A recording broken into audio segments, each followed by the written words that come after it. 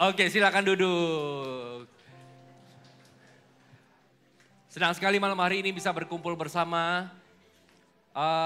Tapi sebelum saya masuk dalam firman Tuhan, bolehkah kita kasih sekali lagi tepuk tangan buat teman-teman kita dari Voltage yang melayani.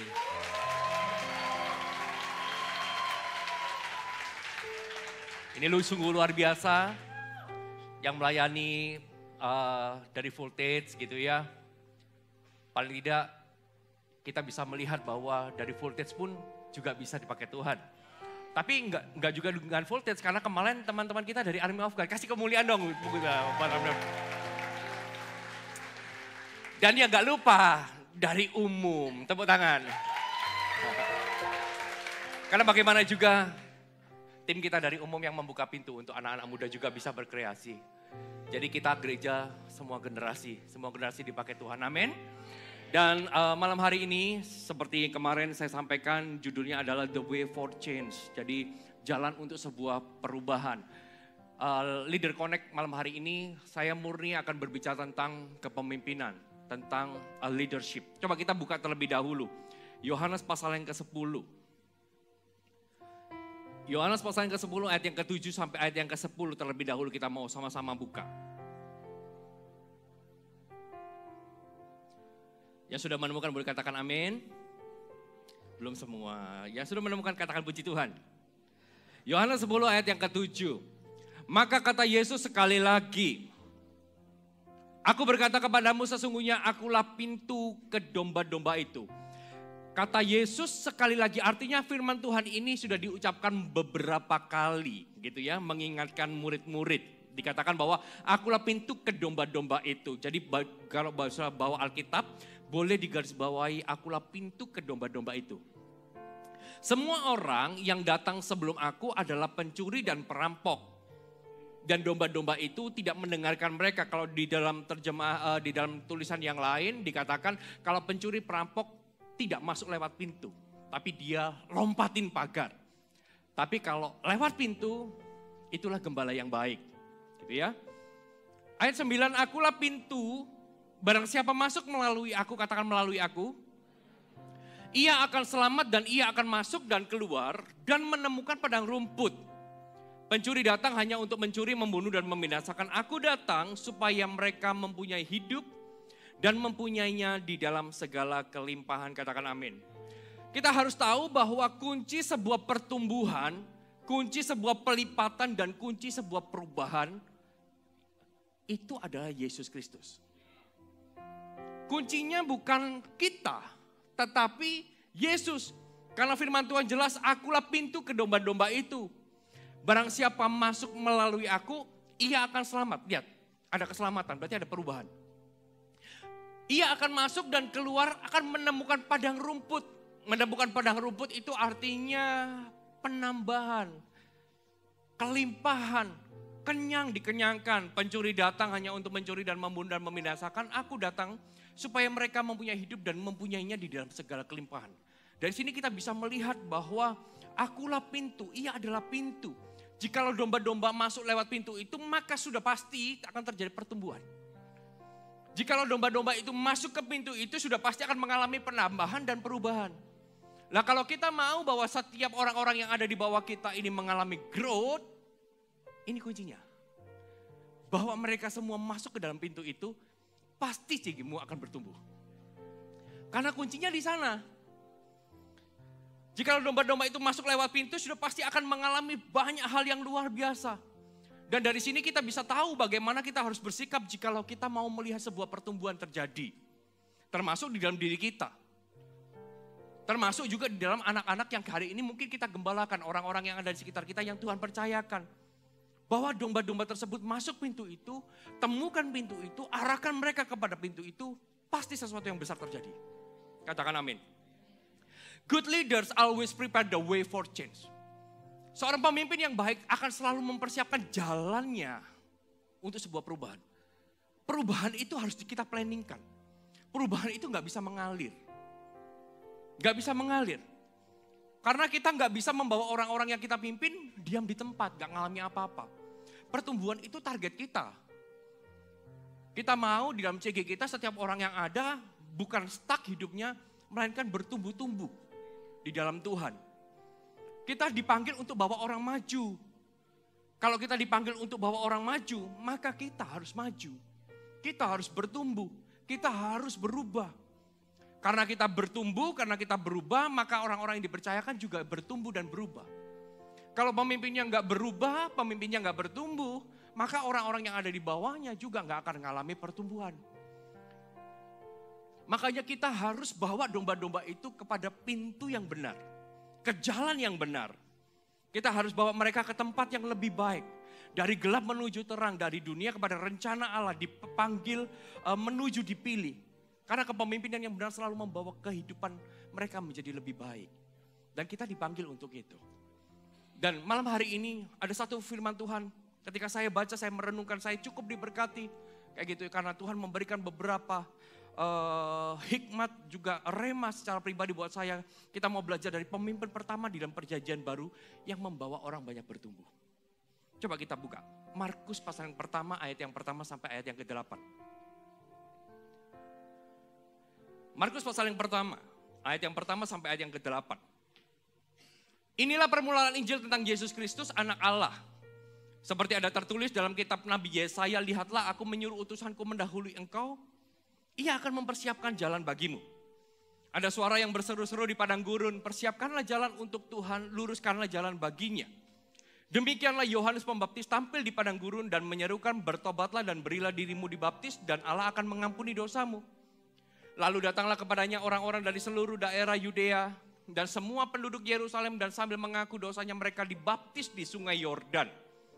Yohanes memakai jubah bulu unta dan ikat pinggang kulit, dan makanannya belalang dan madu hutan. Inilah yang diberitakannya sesudah aku akan datang, ia lebih berkuasa daripadaku, membungkuk dan membuka tali kasutnya pun aku gak layak. Aku membaptis kamu dengan air, tetapi ia akan membaptis kamu dengan Roh Kudus. Katakan amin. Salah satu ciri pemimpin yang luar biasa adalah bagaimana ia bisa mentransformasi kehidupan orang-orang yang ada di sekitarnya. Yohanes Pembaptis ini melaksanakan perannya dengan sangat baik. Kenapa? Karena ia mempersiapkan semua orang Yahudi pada waktu itu untuk menerima kedatangan, menyambut kedatangan Tuhan. Dia dipersiapkan yang sebelumnya belum mengenal gitu ya. Tapi Yohanes mengenalkan kepada mereka. Yohanes Pembaptis ini berperan sebagai pribadi yang mengarahkan atau meluruskan jalan, menyiapkan jalan, membuka pintu perubahan sehingga sesuatu yang besar terjadi pada waktu itu. Coba kita lihat ayat pertama ya. Inilah permulaan Injil tentang Yesus Kristus anak Allah. Katakan inilah permulaan.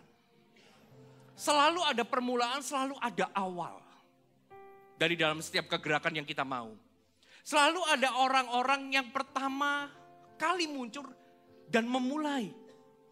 Dikatakan bahwa inilah permulaan Injil tentang Yesus Kristus anak Allah. Artinya pionir pertama di dalam kegerakan Yesus sebelum Yesus itu melakukan sesuatu. Pionirnya itu Yohanes Pembaptis. Dikatakan bahwa ini permulaan Injil tentang Yesus. Kalau nggak ada satu orang ini, peristiwa ini nggak tercatat. Dikatakan inilah permulaan Injil tentang Yesus Kristus anak Allah. Selalu ada yang pertama dalam memulai. Selalu ada hal baru yang harus kita lakukan untuk bisa jadi lebih baik. Kalau kita nggak memulai sebuah langkah, kita nggak memulai sebuah kegerakan, nggak memulai sebuah perubahan, maka nggak akan terjadi. Karena kegerakan ini selalu dimulai dari Yohanes Pembaptis. Dialah yang mula-mula. Kemajuan kita, pertumbuhan kita terjadi karena ada orang-orang yang memulainya terlebih dahulu. Dia mulai bangkit, beritakan sesuatu, kita berubah. Mungkin ketika dia memulai, dia kerasa bahwa aku ini nggak mampu. Tapi aku mau mencoba. Karena dia mencoba, kita ada di tempat ini. Halo, amin. Kita ada di tempat ini karena ada orang yang memulainya. Kalau nggak ada orang yang memulainya, kita nggak akan ada di tempat ini. Karena ada orang-orang yang merasa nggak mampu, tapi dia berani mencoba. Finally kita semua ada di sini. Ini adalah permulaan Injil, artinya permulaan perubahan yang Yesus akan lakukan, Yesus akan kerjakan. Karena sebelum Yesus itu mengubah banyak orang, atau mengubah seseorang, ada orang-orang yang hatinya diubah lebih dahulu untuk mengambil bagian. Siapa orang itu? Anda dan saya. Setiap kita. Orang yang mula-mula itu. Sebelum Tuhan ubah yang ada di luar, Tuhan ubah yang ada di dalam ini. Inilah mula-mulanya. Kita ini orang yang mula-mula dipanggil sama Tuhan. Dan coba kita lihat ayat 2. Seperti ada tertulis dalam kitab Nabi Yesaya. Saya akan bacakan dari ayat pertama aja. Inilah permulaan Injil tentang Yesus Kristus anak Allah. Seperti ada tertulis dalam kitab Nabi Yesaya. Lihatlah aku menyuruh utusanku mendahului engkau. Ia akan mempersiapkan jalan bagimu. Permulaan kisahnya selalu dimulai dari orang yang sadar bahwa ia ini utusan Tuhan. Sadar bahwa ia ini adalah orang yang Tuhan mau pakai. Untuk membawa orang-orang yang ada di sekitarnya kepada perubahan. Orang yang berani memulai perubahan terlebih dahulu. Sadar bahwa dipakai sebagai orang-orang yang membuka jalan. Mengarahkan, mempersiapkan jalan bagi Tuhan. Apapun yang kita lakukan hari ini, setiap penginjilan pemuridan. Kita gak melakukan untuk diri kita, tapi kita sedang melakukan untuk Tuhan. Kita sedang membuka jalan, mempersiapkan jalan. Suatu waktu ketika Tuhan itu datang, orang itu berubah. Hatinya itu harus kita siapkan segala sesuatunya.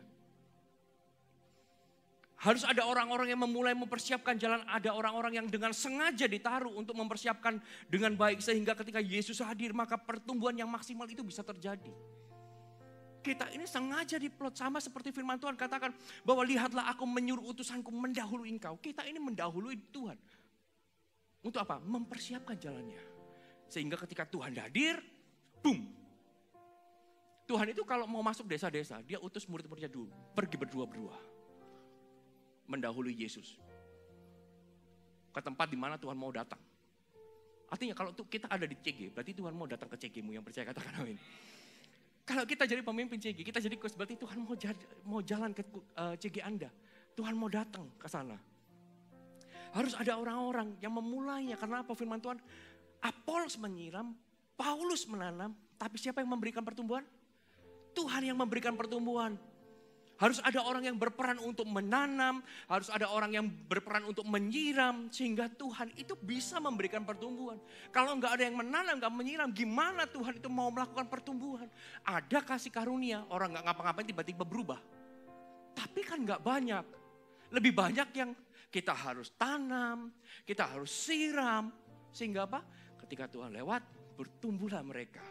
Ini kita dipanggil untuk ini. Ayat 3 coba kita lihat. Ada suara orang yang berseru-seru di padang gurun. Persiapkanlah jalan untuk Tuhan. Luruskanlah jalan baginya. Dari ayat ini sebenarnya Yohanes sudah kasih tahu sama kita. Pemimpin-pemimpin untuk strategi apa yang harus dilakukan. Ada suara orang yang berseru-seru. Ini Yohanes berseru-seru di padang gurun. Persiapkanlah jalan untuk Tuhan. Luruskanlah jalan baginya. Ini bukan untuk petobat baru sebetulnya. Tapi ini untuk kita.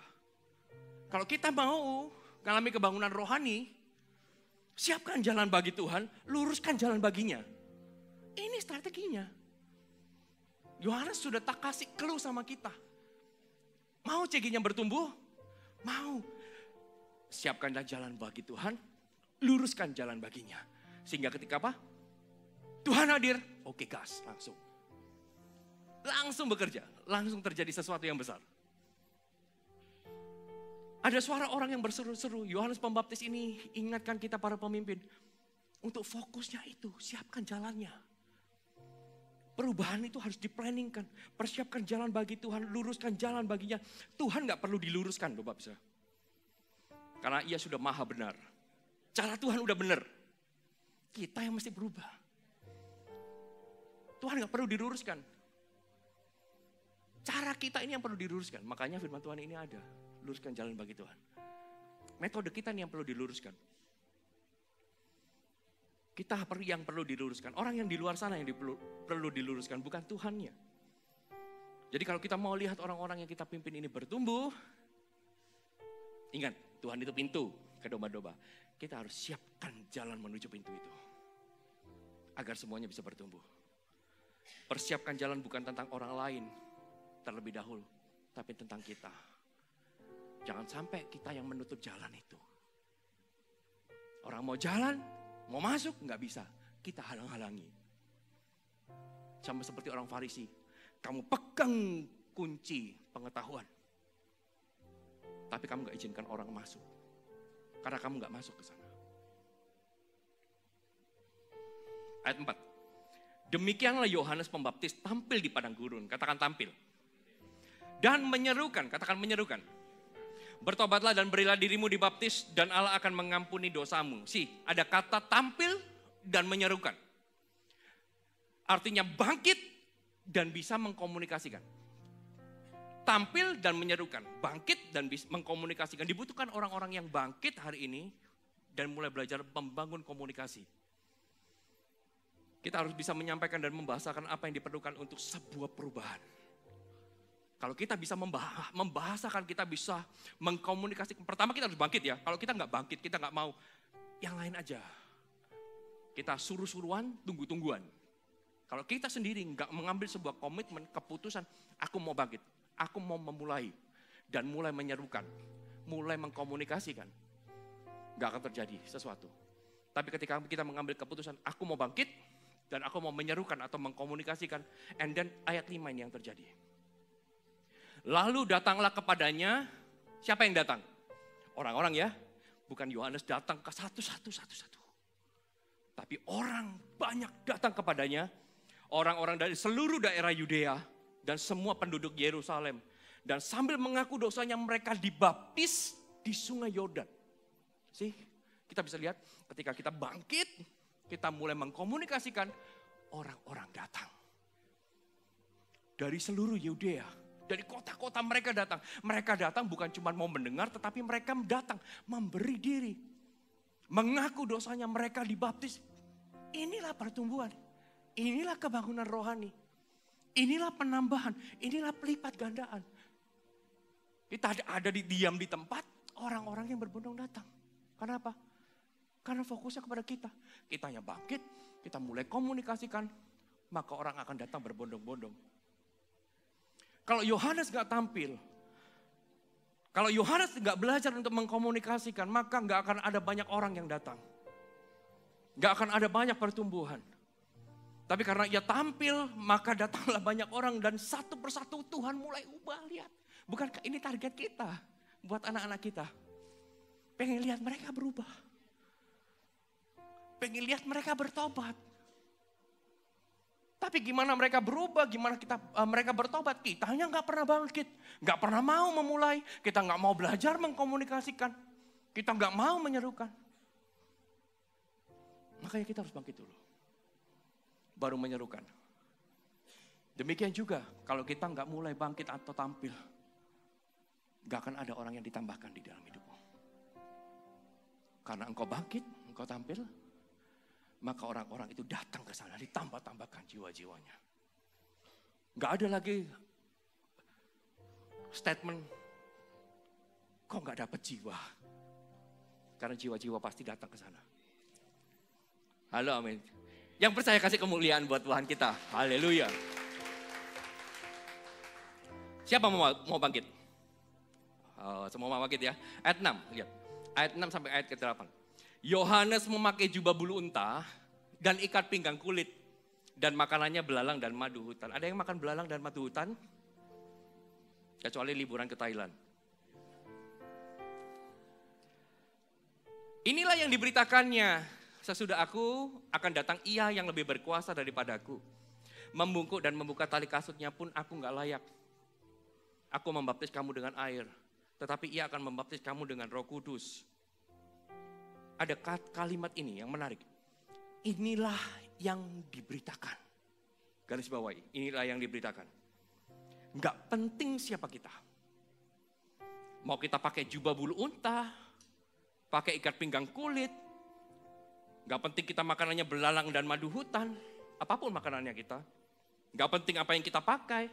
Karena yang penting adalah siapa yang diberitakan. Ini powerful banget. Yohanes bilang, Yohanes memakai jubah bulu unta dan ikat pinggang kulit dan makanannya belalang dan madu hutan. Kayak seolah-olah firman Tuhan ini bawa kita melihat Yohanes ini orang yang biasa. Gak pakai jubah ungu, bangsawan. Dia pakai jubahnya bulu unta. Bukan orang yang kaya juga. Tapi ini yang powerful. Inilah yang diberitakannya. Dia beritakan apa?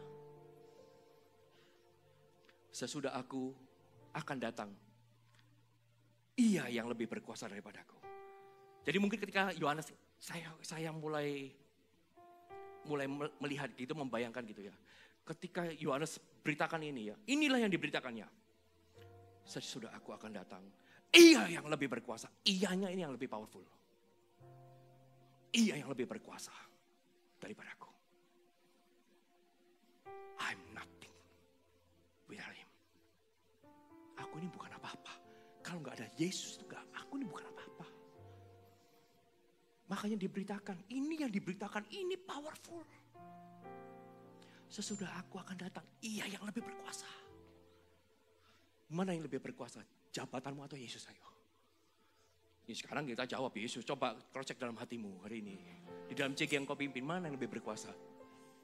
Kita perintah Yesus atau Yesus perintah kita? Karena banyaknya kita perintah Tuhan. Aku coach harus begini. Ingat, bukan Tuhan yang perlu diluruskan. Kita yang perlu diluruskan. Gak penting siapa kita. Yang penting siapa yang kita beritakan. Dia berkata sesudah aku akan datang Ia yang lebih berkuasa daripada aku. Aku ini gak ada apa-apanya. Ada yang lebih berkuasa. Kalau Dia bisa membuat aku seperti ini, Dia jauh lebih hebat membuat kamu lebih luar biasa. Karena Dia lebih berkuasa. Membungkuk dan buka tali kasutnya, aku ini gak layak.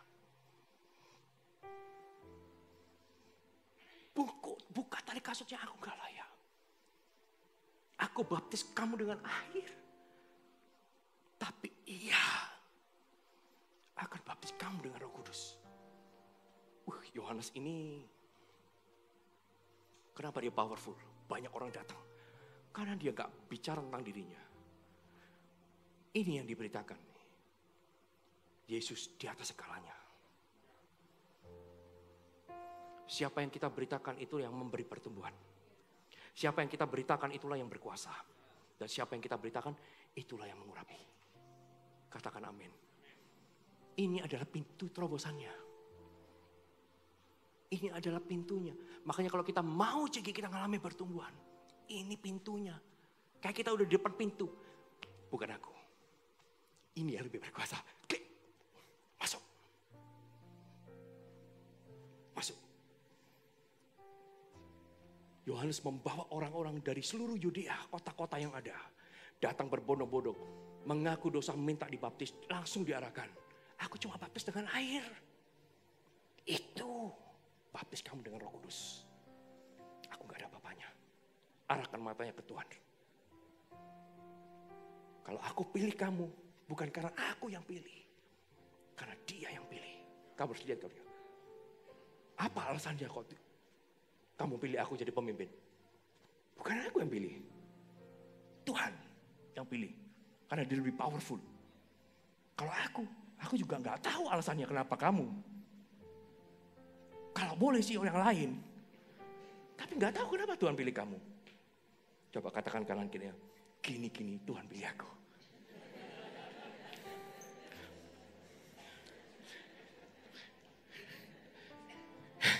Sekali lagi ya, katakan kanan kirinya. Coba dilihat-lihat dulu kanan kirinya.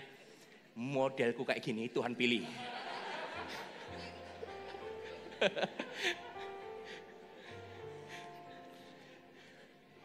Gak usah bertanya kenapa kok pilih saya. Karena saya juga bingung. Kadang saya juga bingung. Kenapa Tuhan pilih saya? Makanya kalau saya bingung tanya kenapa kok Tuhan pilih saya. Makanya kalau saya pilih seseorang. Jangan tanya juga. Kenapa pilih saya? Ya bagi saya mungkin itu cuma keperucut ngomong. Tapi Tuhan di atas segalanya. Tuhan yang pilih Anda. Tuhan yang urapi Anda. Yohanes Pembaptis ini menyadari bahwa dia hanya orang yang diutus untuk mempersiapkan saja. Untuk mempersiapkan. Makanya dia juga berkata, Yohanes 3, biar dia semakin besar, aku semakin kecil.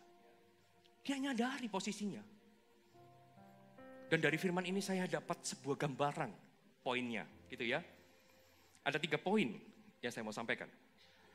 Saya mendapatkan dari firman Tuhan ini, saya mendapatkan sebuah gambaran ilustrasi yang bagus untuk menggambarkan pemimpin yang diperlukan untuk membawa perubahan. Dan ini saya dapatkan, saya pikir-pikir apa ya?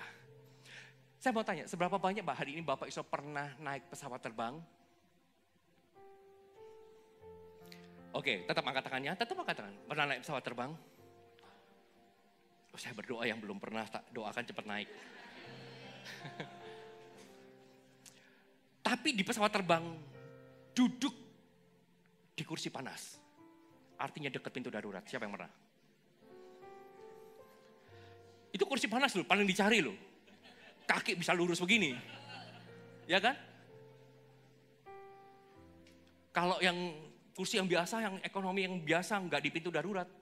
Kita mau berdoa aja Tuhan nggak kasih kesempatan.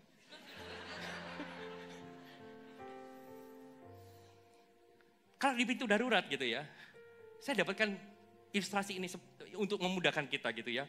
Di dalam sebuah penerbangan duduk di sisi luar atau di pintu darurat. Ketika orang-orang menempati tempat duduk mereka gitu ya, kursi panas itu atau di sisi bagian luar. Pramugara sama pramugari selalu mencari orang yang bisa memimpin. Kalau orang itu anak kecil, gak boleh. Betul gak? Kalau orang itu, mohon maaf, sudah gak ingat siapa dirinya. Tanya, kamu mau kemana? Gak tahu, aku ikut aja dibawa cucuku. Ya, itu pasti disuruh pindah. Selalu cari orang yang bisa memimpin. Yang dicari adalah orang yang bisa bertanggung jawab. Supaya apa?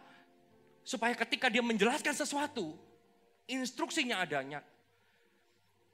Ini cara bukanya, ini nanti kalau darurat, lampunya menyala, itu diajarkan. Sebelum diajarkan itu, selalu ditanya begini. Anda siap untuk buka pintu bagi mereka? Bersedia enggak? Kan ditanya ya, bersedia enggak? Saya enggak bersedia, dipindah belakang. Oh kalau saya kayak gitu, dia enggak bersedia, saya bersedia. Langsung saya pindah ke situ. Selalu ditanya, yang bisa memimpin siapa? Bersedia enggak?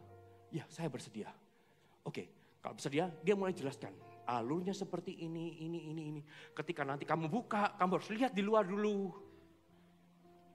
Air, api. Kalau api, jangan. Tapi arahkan orang lain keluar. Selalu begitu. Dan ketika saya ilustrasikan ini gitu, saya dapat tiga hal. Yang pertama gitu ya, gimana kita bisa memimpin sebuah perubahan, membuat jalan sebuah perubahan. Ayatnya di ayat 2, ditampilkan aja. Yang pertama, Anda harus dapat memahami instruksi mengenai pintu keluar. Anda harus memahami instruksi tentang pintu ke domba-domba itu. Pintu kepada Yesus. Harus. Ayatnya akan berkata gini, lihatlah, aku menyuruh utusanku mendahului engkau. Ini instruksinya, kita harus mempersiapkan jalannya. Ia akan mempersiapkan jalan bagi Tuhan. Ini instruksinya jelas. Makanya kita melakukan segala sesuatu, nggak boleh keluar dari ini. Ini instruksinya. Di mana pintunya, ada berapa, keadaan seperti apa ketika ke sana, apa yang boleh dan apa yang nggak boleh. Apa yang harus kita lakukan ketika orang-orang harus ke sana. Gimana cara kita mengkomunikasikan kalau kita nggak tahu instruksinya apa. Karena seringkali pemimpin-pemimpin datang, aku harus lakukan apa di CG. Loh, instruksinya apa? Nah Tuhan kasih instruksi, kamu tanya sama saya. Ya saya nggak bisa kasih jawaban. Tanya sama Tuhan. Instruksinya apa? Karena ketika Anda jadi pemimpin, Tuhan akan berbicara, kamu harus lakukan ini. Gimana cara persiapkan jalannya? Jalannya memang berubah, mungkin beda-beda. Tapi itu poinnya tetap sama, goalnya sama. Kita cuma mempersiapkan jalan aja. Ini loh, ada lampu yang menyala. Ikuti ya ini, ikuti ini rambu-rambunya. Sampai ke pintu. Jika kita nggak memahami apa yang jadi perintah, instruksi, maka kita nggak bisa bawa orang-orang ini untuk melakukan hal yang benar. Penting kita pahami perintah kita ini untuk apa. Siapkan jalan, buat anak tangganya, gimana mereka bisa ke sana.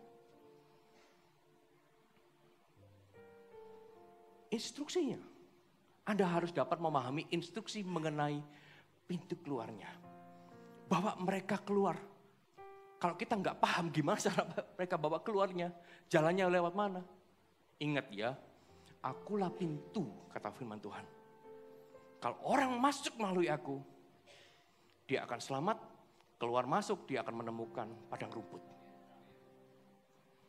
Bagian kita adalah bawa mereka, follow me as I follow Christ. Pahami instruksinya. Lalu yang kedua, ini yang saya dapatkan dari ilustrasi duduk di kursi panas pesawat terbang. Ayatnya ayat keempat. Dikatakan begini, demikian Yohanes Pembaptis tampil di padang gurun dan menyerukan, bertobatlah dan berilah dirimu dibaptis dan Allah akan mengampuni dosamu. Tampil dan menyerukan. Artinya Anda harus bisa membimbing orang lain secara verbal melalui pintu. Komunikasinya dibangun. Bahasa gini ya, gunakan bahasa Indonesia yang jelas dan benar.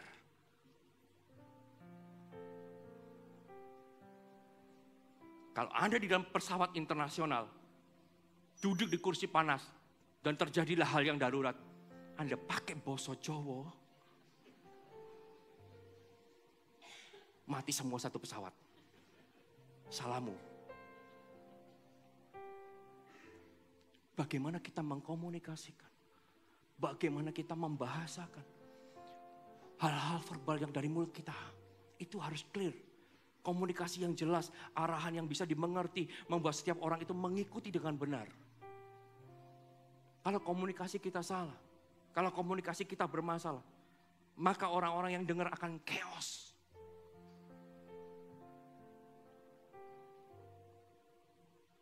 Orang-orang yang dengar akan chaos, akan salah jalan, gak akan ketemu pintunya, asal buka pintu.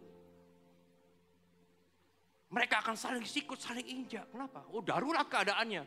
Arahannya gak jelas. Yang penting gue selamat sendiri. Itu yang terjadi. Makanya penting bagi kita pemimpin. Kita harus bangkit, tampil dan menyerukan. Komunikasinya dibangun. Komunikasinya dibangun. Bangun komunikasi kita, jaga komunikasi kita. Maka saya percaya, jika Anda gak akan chaos, tapi akan bertumbuh, terjadi pelipatan, dan terjadi perubahan. Yang percaya, berikan kemuliaan buat Allah kita yang besar. Haleluya. Dan yang terakhir, yang ketiga, ini yang saya dapatkan dari ilustrasi duduk di kursi panas di dalam pesawat. Ayat ke-7 dan ke-8. Inilah yang diberitakannya. Sesudah aku akan datang ia yang lebih berkuasa daripadaku. Memungkuk dan membuka tali kasutnya pun aku gak layak. Aku membaptis kamu dengan air, tetapi ia akan membaptis kamu dengan Roh Kudus. Yang ketiga, Anda harus bisa membuka pintunya. Anda harus bisa buka pintunya.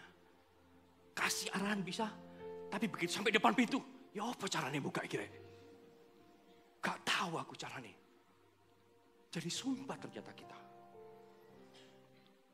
Kita harus bisa buka pintunya. Kita harus bisa buka pintu kepada orang-orang yang ada di sekitar kita, di mana Tuhan itu bisa bekerja. Buka pintu artinya ketika orang itu mengalami sesuatu persoalan, buka pintunya, Tuhan pasti sanggup. Dia lebih berkuasa. Aku mungkin gak bisa memberikan jalan keluar, gak bisa memberikan solusi, tapi dia bisa. Kita harus bisa buka pintunya untuk orang itu bisa langsung masuk. Jangan kita halangi. Jangan kita jadi sumber di depan pintu. Dan jangan kita jadi Tuhannya. Masuk, Tuhanlah pintu, tapi kita di depan pintu. Akulah gatekeeper. Kamu gak bisa masuk. Gak bisa masuk. Biarkan mereka masuk. Jangan kita halang-halangi. Di depan pintu. Kita ini cuman kayak, apa ya, bellboy ya. Bellboy atau apa ya? Di hotel itu apa ya? Yang bukain pintu. Bellboy. Hah? Bellboy. Ya, bellboy. Bellboy atau bad boy? Bellboy. Ada orang? Silakan. Kita ini cuma buka pintu aja. Masuk. Kita ini cuma saluran aja. Izinkan orang itu langsung kepada Tuhan. Gak usah kita. Kita ini cuma saluran aja. Dari 3 poin ini coba kita berhenti sejenak, kita taruh setiap beban pengembalaan kita. Untuk memikirkan bahwa ini memang hal yang kita perlukan di dalam kepemimpinan kita. Anda perlu tahu apa yang harus terjadi. Anda harus bisa melakukannya. Siapkan jalan gimana caranya, dengar instruksi. Dan Anda perlu bisa membawa orang lain bersama-sama denganmu. Amin. Amin. Yang pertama apa? Ya. Mungkin 1, 2, 3 bisa dicatat di situ. Pertama kita harus paham instruksinya.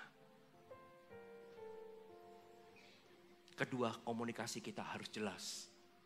Bisa bawa mereka. Dan yang ketiga, kita harus bisa open the door. Malam ini kita juga akan konser doa. Kita semua adalah bellboy. Kita mau buka pintu, das. Kuasa itu masuk, bekerja di dalam hidup semua jemaat. Dan orang-orang yang sakit. Oleh sebab itu kita harus tampil. Kita harus bangkit. Dan kita harus berseru. Ketika berdoa nanti kita harus berseru ya. Amin. Siapa yang diberkati Tuhan, kasih kemuliaan buat Allah kita. Saya undang semua bisa bangkit berdiri. Nyembahmu,